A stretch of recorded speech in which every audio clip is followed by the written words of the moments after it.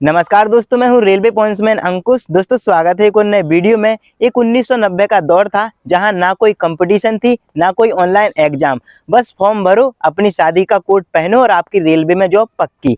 लेकिन अफसोस कि आज हम 2026 में जी रहे हैं, मगर यूट्यूब पर कुछ महानुभाव उसी दौर की बिना एग्जाम वाली नॉलेज लेकर आज के हम जैसे बच्चों का भविष्य तय कर रहे हैं। इन्होंने यूट्यूब पर आकर एक अनुमानित जानकारी देने का ट्रेंड बना लिया है, मगर इनको जाकर कोई ये बताओ कि अनुमान सिर्फ मौसम का लगाया जाता है, उन नियमों का नहीं जो सरकारी गैजेट में काले अक्षरों से लिखे गए हैं। तो दोस्तों आज की इस वीडियो में हम एक ऐसे इंसान के बारे में बात करने वाले हैं जो आए दिन कुछ ना कुछ गलत जानकारी उन मासूम स्टूडेंट तक पहुंचाते रहते हैं जो रेलवे में नौकरी करने का सपना देखते हैं। लेकिन जितने भी कैंडिडेट हमसे जुड़े हुए हैं उन तक एक गलत और इलॉजिकल जानकारी ना पहुंचे, इसीलिए मैं ये वीडियो बना रहा हूँ। इसके लिए हम इनकी एक लेटेस्ट वीडियो ही उठाते हैं, उसमें इन्होंने क्या क्या इलॉजिकल बातें करी हैं और क्या क्या जानकारी गलत दी है, इसके बारे में हम बात करने वाले हैं। तो देखो, जितने भी कैंडिडेट सीरियस तरीके से पढ़ाई करने वाले हैं उनको मैं पहले बता देता हूं कि ये वीडियो में अपना टाइम वेस्ट बिल्कुल ना करें। इस वीडियो में हम बात करने वाले हैं, इन्होंने सबसे पहले रेलवे ग्रुप डी की आंसर की कब आएगी इसके बारे में बात करी है। इसके बाद इसका रिजल्ट कब आएगा, लॉजिकल बात इसमें करी है। और एसटी कैटेगरी को 25% से पास करा रहे हैं, इसके बारे में बात करी है। और इन्होंने इतनी लॉजिकल कट ऑफ के बारे में बात करी है जो हर एक स्टूडेंट को गुमराह करेगा और वो बहकावे में आकर एक आशा में रहेंगे और अपनी तैयारी आगे नहीं कर पाएंगे। इस वीडियो में इन्होंने जो भी अनुमानित कट ऑफ बताई है उसमें नॉर्मलाइजेशन के बाद 50 नंबर लाने वाले कैंडिडेट का भी फाइनल सिलेक्शन करवा दिया है।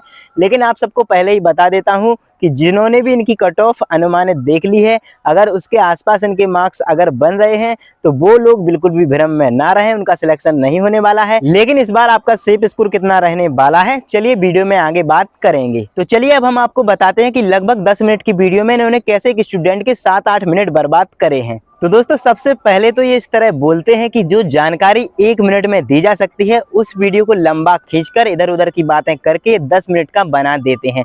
चलिए अब हम इनकी इसी वीडियो की बात करते हैं जिसका हमने थंबनेल लगाया है।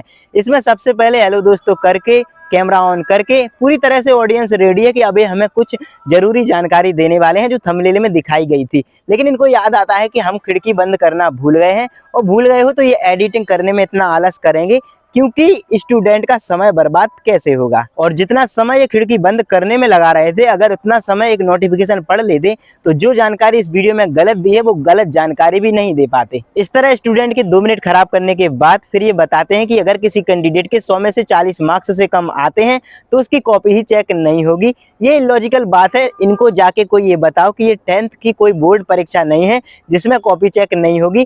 कंप्यूटर जब चेक करेगा तभी उसको पता चलेगा कि आपके 40% मार्क्स आए हैं या फिर नहीं, और उनके मार्क्स और स्कोर कार्ड दोनों जारी किए जाते हैं भले ही वो फेल हो जाएं।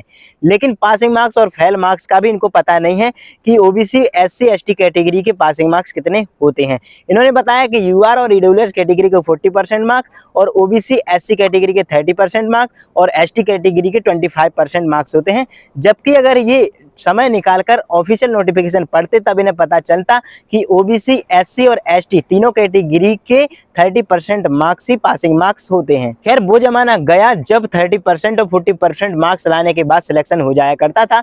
अब अगर कोई कैंडिडेट 40% और 41 मार्क्स भी लेके आ जाएगा तब भी उसका फाइनल सिलेक्शन नहीं होगा। तो इस बात का कोई लॉजिक नहीं है कि इतने मार्क्स लाओगे तो कॉपी चेक होगी। तो अगली बार से ये बात बिल्कुल नहीं कहना कि कॉपी चेक होगी, क्योंकि कंप्यूटर चेक करेगा चाहे आपके 0 मार्क्स आए, चाहे आपके माइनस में मार्क्स आए या फिर 100 में से 100 मार्क्स आए। और ये जो आप अधूरी जानकारी लेकर बता रहे हो कि एसटी कैटेगरी का 25% पासिंग मार्क्स होता है, तो इसके लिए कूपन कोड भी बता देना कि 5% का किस चीज में आप डिस्काउंट दे रहे हो। और भाई जिनका भी 1-2 मार्क्स कम आता है इनका कूपन कोड इस्तेमाल करके वो 5% की छूट जरूर ले लेना। के बाद एक ग्रुप डी के फिजिकल टेस्ट की बात करते हैं जिसमें कहते हैं कि प्रेग्नेंट लेडी और सीसीए वाले कैंडिडेट को रनिंग में छूट मिल जाती है, जो कि सरासर गलत है।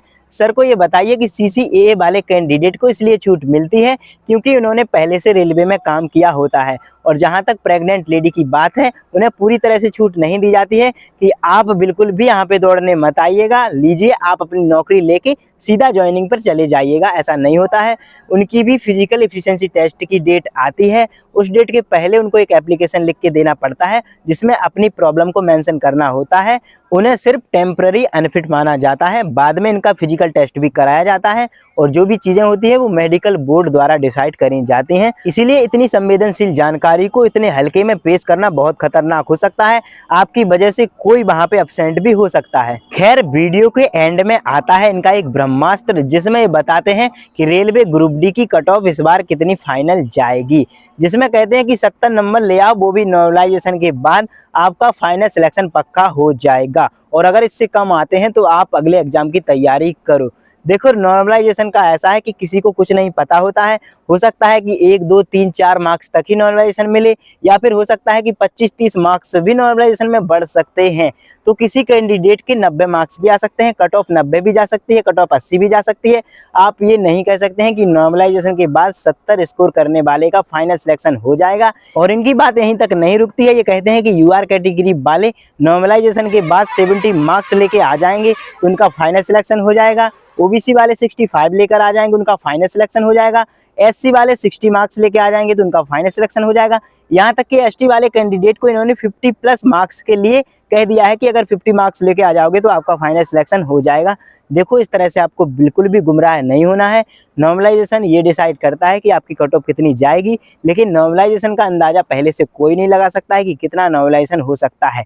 रॉ स्कोर का एक अनुमान लगाया जा सकता है। अगर ये चीज़ें रॉ स्कोर पर भी लागू करते तब भी ये बहुत कम स्कोर कैंडिडेट के लिए बता रहे हैं। देखो, बिल्कुल भी भ्रम में नहीं रहना है। आपको एग्जैक्ट अगर रॉ स्कोर जो भी ओबीसी कैंडिडेट हैं उनका 70+ आ रहा है, तब जाके अभी से फिजिकल की तैयारी करिएगा, वरना आप आगे आने वाले एग्जाम की तैयारी करिएगा। जो ही यूआर कैटेगरी से आते हैं उनका रॉ स्कोर अगर 75 बन रहा है, तभी जाके वो अभी से फिजिकल की तैयारी करिएगा, वरना आगे के एग्जाम की तैयारी करिएगा। जितने भी कैंडिडेट एसटी और एससी कैटेगरी के हैं, अगर 65 के समथिंग स्कोर आ रहा है, तब जाके अभी से फिजिकल की तैयारी करिएगा, पहले से तैयारी बिल्कुल मत करिएगा। दूसरी चीज़ आप सबको बता देता हूँ कि फिजिकल के लिए तो आपका नाम आ जाएगा कम मार्क्स में ही, क्योंकि 5 से 6 मार्क्स बाद में बढ़ जाते हैं। तो फिजिकल देकर भी अगर आप फाइनल में बाहर हो जाओगे तब भी कोई फायदा नहीं निकलेगा, आप समय ही बर्बाद करोगे।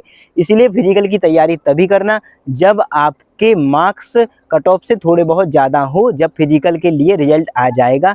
और 1 से 1.5 महीने का समय आराम से मिलता है, इसलिए में आप आराम से रनिंग की तैयारी कर लोगे।